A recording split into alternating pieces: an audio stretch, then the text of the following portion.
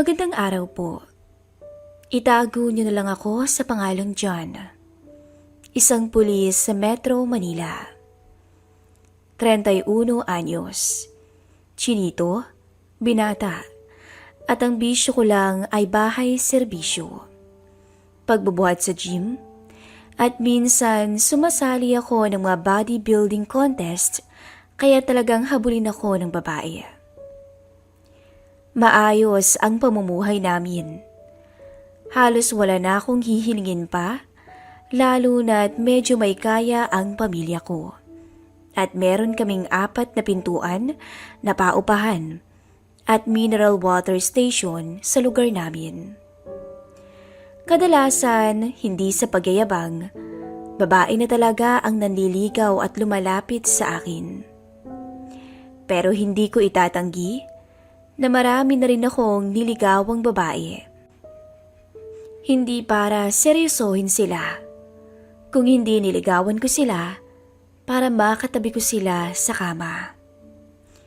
Aminado kung mali ako sa puntong yun, pero wala akong magawa. Hindi pa siguro oras sa akin para magseryoso. Hanggang isang araw, nakabakasyon ako sa serbisyo. Nagulat ako nang may kumatok sa pinto. Dahil sa salas ako nakatulog, ay ako na ang nagbukas ng pinto nung mga oras na yon. Naka-boxer shorts lang ang suot ko at walang suot na t-shirt. Akala ko kasi isang regular lang na bisita. Pagbukas ko ng pinto, isang babaeng buntis ang bumungad sa akin. Pero sobrang ganda niya. Mahaba ang buhok niya na medyo kulay brown. Maputi rin at makinis ang kutis. Talagang tinamaan ako agad sa kanya. Palihim akong nanggigil at alam ko sa sarili ko na type ko siya. Maya-maya, bigla akong napansin na napangiti siya bigla sa akin. Siguro dahil napansin niyang natulala ako ng ilang segundo sa kanya. Biglang nagsalita yung babae. Magandang umaga. Eto yung ulam na niluto ko. Pakibigay na lang kay Mang Dan, ang tatay ko. At bigla na lamang tong nagpaalam. Natawa na lang ako sa kahihiyan nang maglaho siya sa harapan ko. Paglapag ng ulam, ay diretso ako sa kwarto habang ang nasa isip pa rin ay yung magandang babae. Gusto kong diskartehan siya at magpakilala sa kanya. Pero problema, buntis nga lang. At syempre, matik na may asawa. Pinaghalong pag-aalangan at excitement ang bumalot sa aking sarili sa isiping paano kung pumatol ako sa babaeng may asawa na at ang malala ay buntis pa to. Kadalasan kasi sa mga nabobola kong babae ay mga dalaga pa. Meron ding paminsan-minsan mga bayaran, pero doble ingat lang ako kapag ganun. Ilang araw ko ring pinag-isipan ang balak ko. Pero nagdadalawang isip pa rin ako. Hanggang pumasok na ako ulit sa trabaho ng araw na yun at nakita ko yung kabarong pulis ko na pregi ngayon ang asawa niyang nasa 4 months. Dahil tropa kami, ay nagawa ko siyang tanungin ng personal tungkol sa buhay may asawa niya.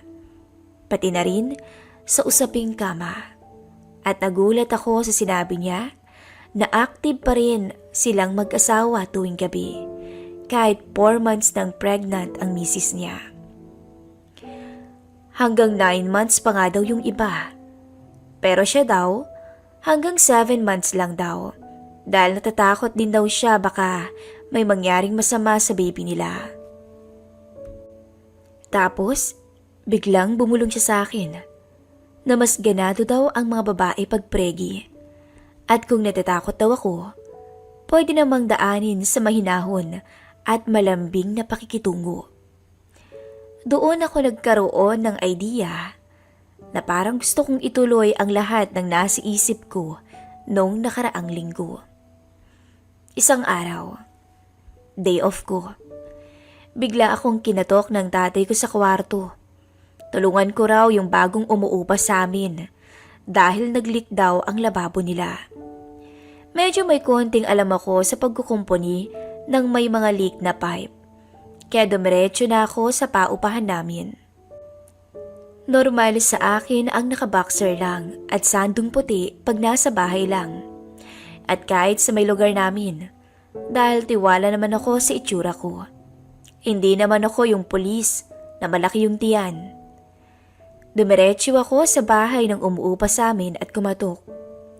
Pinagbuksan naman ako agad ng pinto.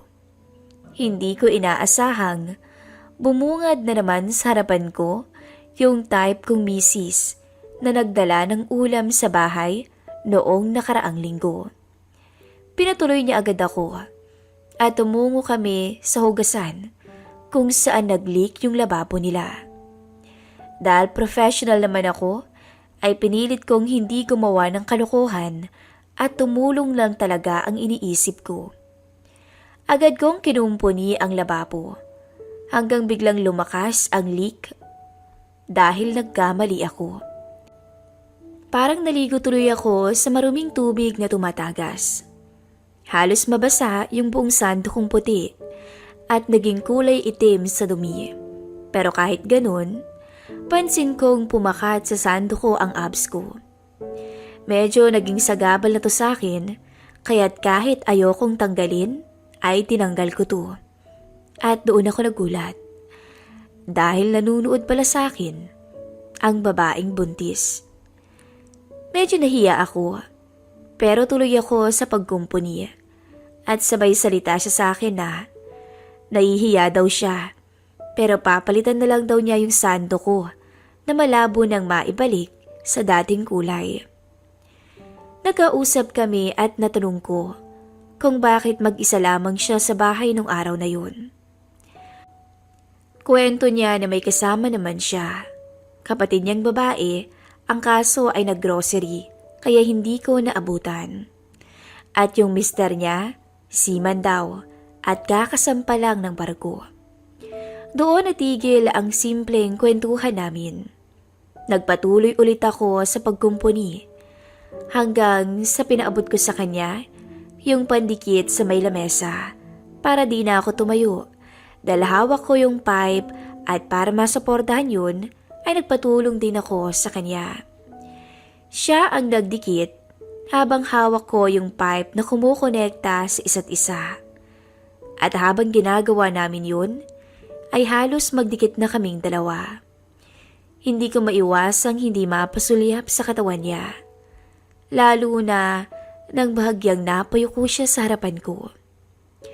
Nung mga oras na yun, ay pilit kong nilalabanan ng sarili ko dahil sa aking mga nasilayan.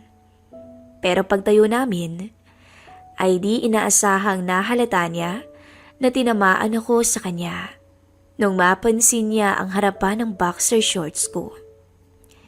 Napangiti naman siya, sabay sabing, "Mukhang nagalit yata.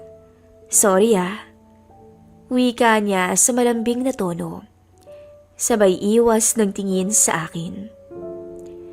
Humingi ako ng paumanihin dahil sa isip-isip ko, pulis ako at nirerespeto pa yung tatay ko sa lugar namin.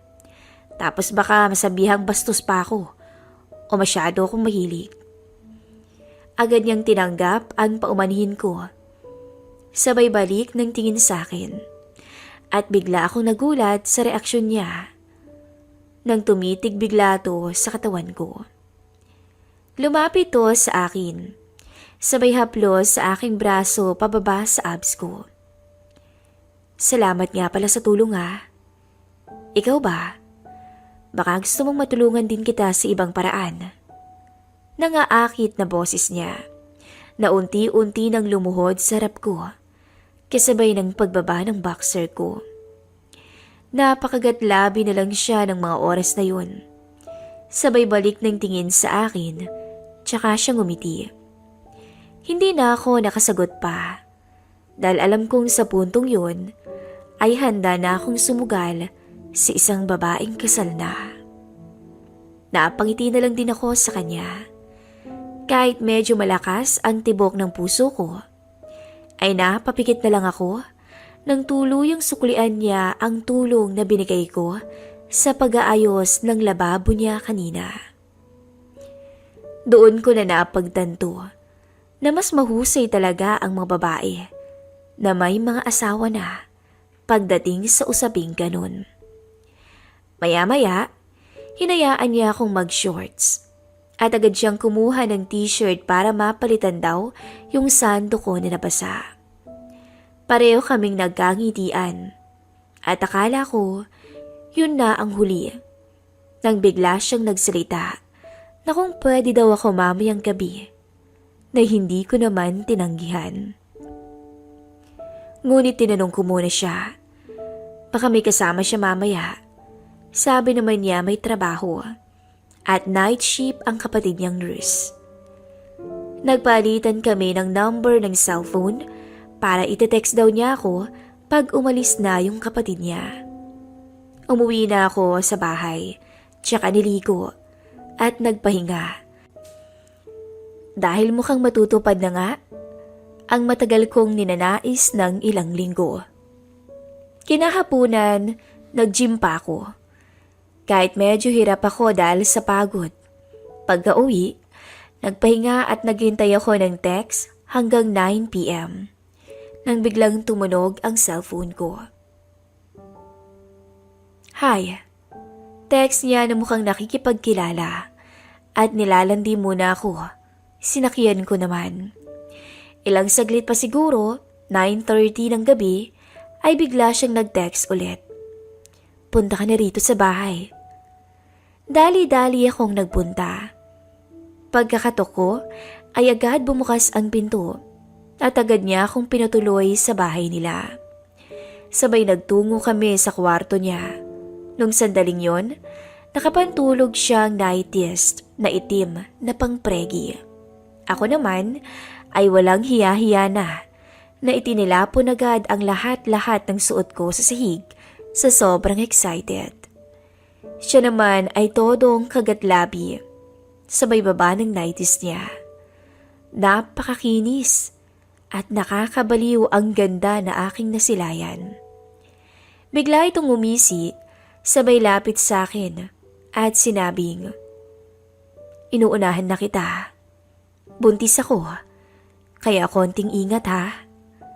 Napatango ako at napa-oo sa kanya. Paglapit niya ay isang haplos ang naglakbay sa akin, patungo sa abs ko. Yumakap siya sa akin, kaya tila sinilaba ng apoy ang katawan naming dalawa na naging hudyat ng lahat. Halos magmakaawa siya sa akin nang tuluyang umuga ang kama kung saan nagpakasawa kaming dalawa. Malambing at maingat ang naging kilos ko dahil ayoko rin namang mapahamak ang baby niya. Nirespeto ko siya bilang nanay ng magiging anak niya, ngunit hindi ang pagiging babaeng may asawa niya. Kakaiba ang epekto sa akin ng maisip na ang babaeng kasama ko sa alapaap noon ay may asawa na at nataong buntis pa. Yun ang nagpabaliw sa aking damdamin bilang lalaki. Sinulit ko ang gabing yun na alam kong pati siya ay di rin makatanggi kahit ilang beses pa kaming magtampisaw sa tinatawag nilang bawal. Buong gabi kaming naglaro ng apoy. Makailang beses kaming nakatulog sa pagod. At sa aming paggising ay isang mapang-akit ng ngiti ang aking nabungaran sa maganda niyang mukha. Hanggang sa tuluyan ulit kaming nakatulog. 6 a.m. nang tumunog ang alarm niya at ginising niya ako dahil parating na raw ang kapatid niya galing ospital mula sa night shift. Nag-ayos ako kaagad at umuwi na sa bahay. Makalipas ang 2 araw, nag-text siya sa akin ng hapon mula sa text na ganito. "Namiss na kita. Game ka ba now?" Agad ko siyang nireplyan ng, "Oo ba?" Mga 9 p.m. nang i-text niya ako. Sakto, palapit pa lang ako sa may lugar namin, galing istasyon, kaya naka-uniforme pa ako ng pulis. Imbis sa bahay ko ay sa bahay niya ako dumiretso ng patago dahil madilim naman na at wala namang makakakita sa akin.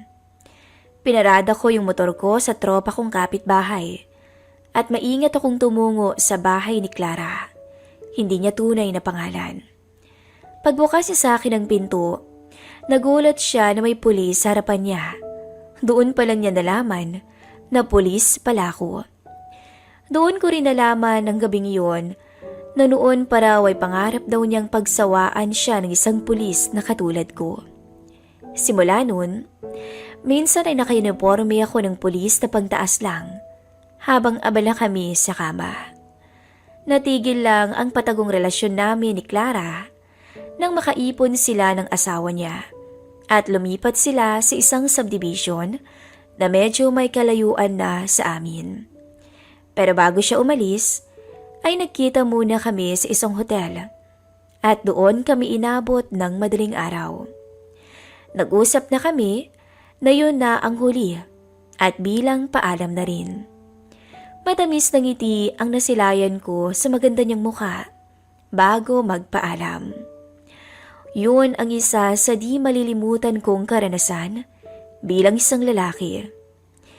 Hindi ko alam kung dapat ba akong husgahan o siya lang na pumatol sa akin kahit may asawa na. Hanggang dito na lamang po ang ating istorya at maraming salamat sa pakikinig.